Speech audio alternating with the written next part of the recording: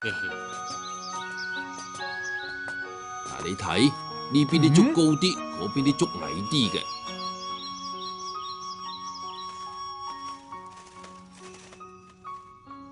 人有志魚，竹有高低，高低之餘並冇絕對嘅好壞同埋善惡，高有高嘅好，低有低嘅巧嘅。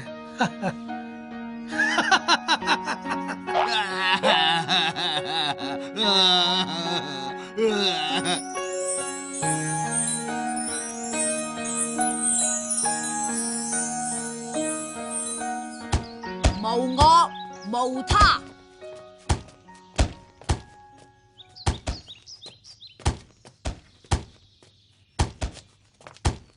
雲岩去拜訪佢嘅師兄百丈和尚。你每一日都咁辛苦，究竟係為咗邊個忙喎？有一個人有需要啊，咁點解唔叫佢自己做呢？因為靠佢自己唔能夠過活咯。有咗我他嘅差別之心，就係痛苦嘅根源啦。應該係以我無他嘅大悲之心，幫助最需要幫助嘅。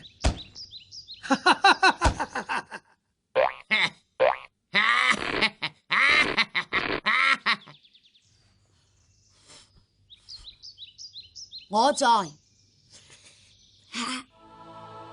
雲岩喺度沖緊茶，呢個時候師兄道悟正好行入嚟。你沖嘅茶係俾邊個飲㗎？有一個人要飲啊！咁嗰個想飲嘅人點解唔自己去沖呢？因為我咁啱喺呢度啊嘛。得意之人無主客之分，你即係我，我亦係你噃。可以客主分別，亦可以反客為主，亦可以隨時合而為一啊！飲杯。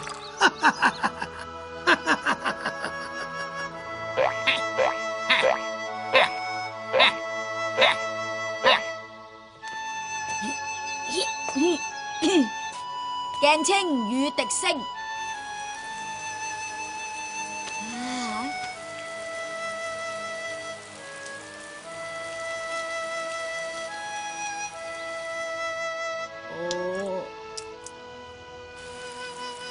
鏡青禪師就問佢門下嘅僧人：外邊係咩聲？眾生顛倒，迷己俗物。老師啊，咁應該點樣感覺先至啱？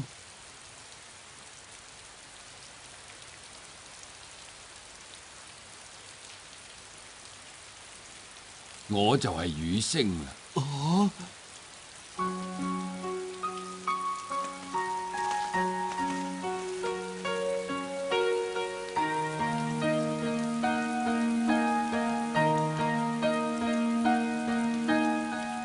人應與境合一，物我相和，不入天地間，為一滴雨聲裏。此時二而為一，於是就能完全體會啦。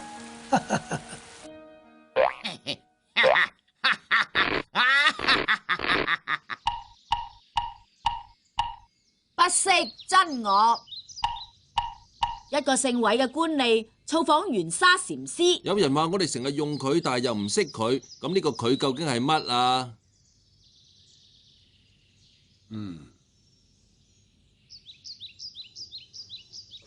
食啲果子先。多謝。哈哈，唉，大師你仲未答我喎？呢個佢究竟係乜啊？咪就係呢個咯。你日日喺度用佢，而唔知道佢。哦，知道無難，為嚴揀擇。當問起路喺邊度嘅時候，就係最大嘅錯誤啦。因為邊度都冇路，我哋原本就活喺道嘅入邊啊嘛。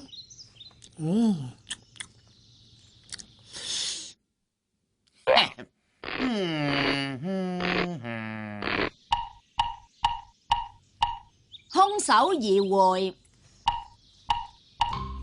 石頭希遷本來係六祖慧能嘅弟子，六祖入滅後，佢就去投奔清源行思。你喺邊度嚟㗎？我係由曹溪六祖嗰度嚟嘅。你喺曹溪得到啲乜嘢啊？我去曹溪之前就冇缺少啲乜嘢㗎。咁樣你又何必去曹溪呢？咁如果我唔去曹溪，又點會知道我乜嘢都冇缺少呢？冇一位老師能夠將任何嘅嘢灌輸俾學生，但係佢就可以幫助學生睇清楚佢內心嘅一切噃。師傅啊，我副眼鏡爛咗啊，你可唔可以幫我睇清楚眼前嘅嘢啊？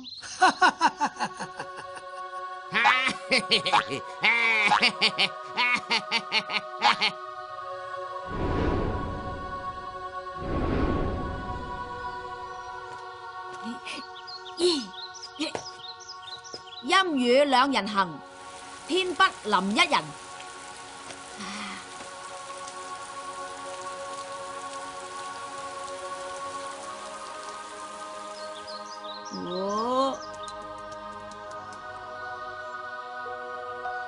綿綿陰雨二人行，奈何天不臨一人。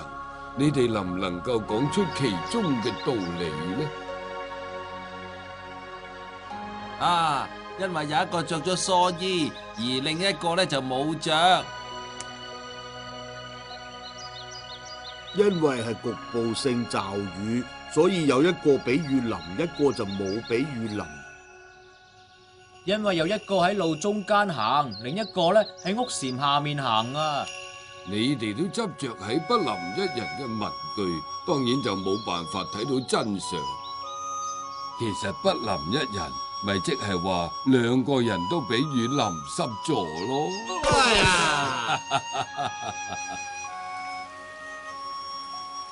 手指住月亮，月亮係唔喺手指上邊。文字指出真理，真理亦都唔喺文句上邊，淨喺文句上面推敲，結果只會喺文句上邊打滾，亦見唔到真理嘅。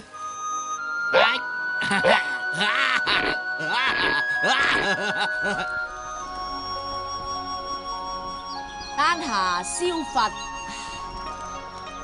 哦，丹霞禪師有一次住宿喺慧林寺，因為天氣好凍，而將寺內嘅佛像攞嚟燒火取暖。你好大膽啊！竟然夠膽燒毀佛像！哦，其實咁嘅，我係想睇下啲佛像可唔可以燒出舍利子啫嘛。木佛又點會可以燒到舍利子啊？你傻噶！哦，原來咁樣啊！既然燒唔出舍利子啊，咁嗰兩尊呢，不如燒埋佢啦。道人無心，何過之有啊？不拘泥於形式，率真咁依照本性去做，就係無錯啦。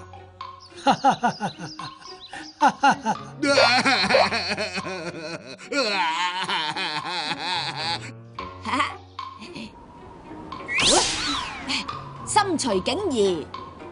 丹霞將木佛燒咗，意旨如何呢？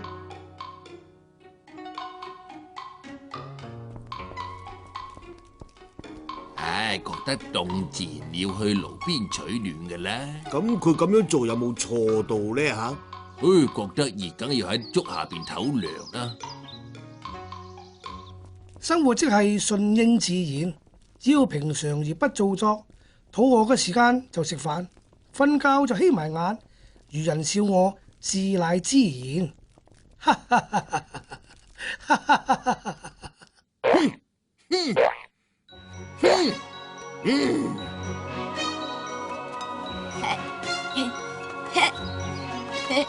心境一如。請問我哋點做先可以將山河大地轉歸為自己所有呢？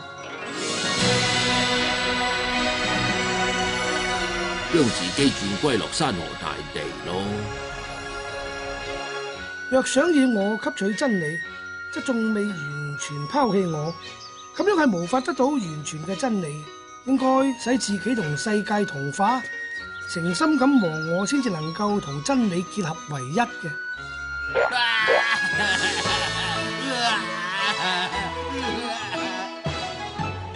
山花開似錦，澗水湛如藍。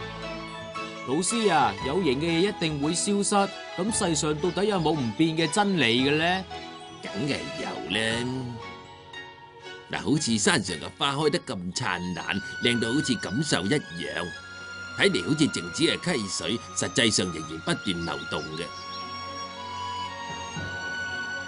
花係容易凋落，但仍然不斷咁奔放綻開喎。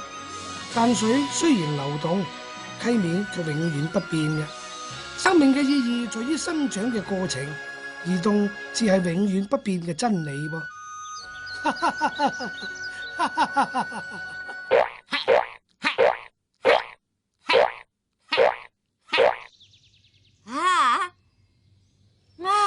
什麼不是佛法呢？有一個士僧向鳥科和尚辭行。多謝你嘅教誨啊！我而家要走啦。你要去邊啊？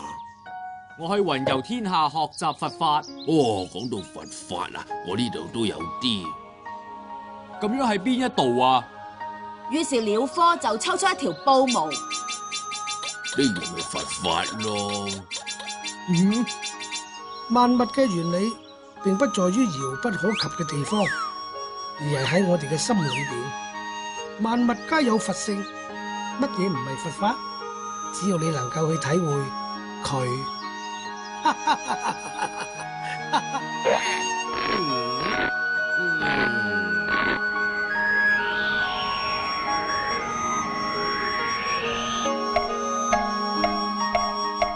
有同毛。張絕秀才問西堂智藏和尚：到底有冇天堂同埋地獄嘅咧？智藏和尚：梗係有啦。唔啱喎，我曾經跟徑山老師參禪，徑山老師佢話冇㗎。係啦，先生，你有咩家屬？有一個妻子同埋有2個仔啦。咁徑山佢又有咩家屬？徑山老師佢係出家和尚，又點會有家屬呢？哦，先生，就家屬而言，你要同徑山和尚一樣，只講得一切皆無。每一個事物本身都有差異，因此世上係冇一成不變嘅絕對標準，往往係因人而異。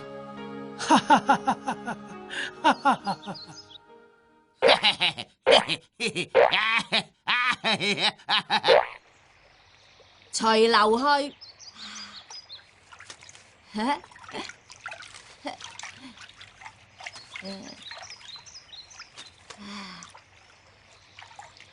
大梅和尚自從悟道之後，就喺山中結庵隱居。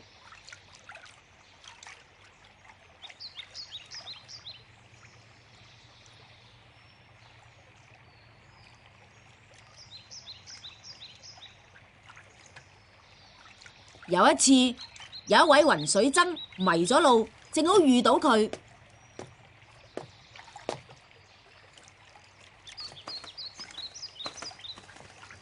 你喺山入面住咗幾耐時間啊？我只係睇到四面八方嘅山變綠同變黃啫。由邊條路可以走出呢一個山區呢？隨流水而去啦。啊？行為原本係好容易嘅，但被世上好多方圓規則框住咗，結果就變得寸步難行啦。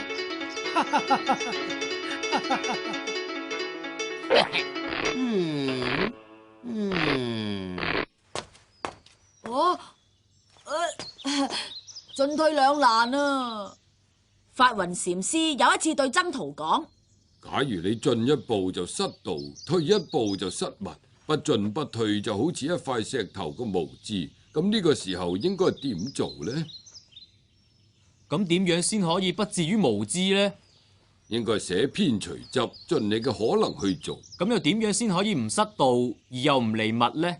咁就要進一步，同時又退一步。進即退，退即進，相即又相難，要達到絕對圓融嘅境界。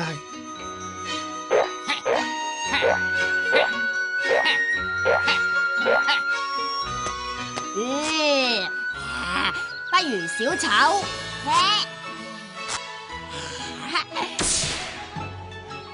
白雲手端禪師非常用功，但係就缺乏幽默感。有一次，佢個老師楊琪問佢：白雲手端啊，你以前係拜邊一個為師㗎？係茶靈郁和尚。我聽講茶靈郁和尚過橋跌倒，因而大悟，之後佢仲寫咗一首詩偈添。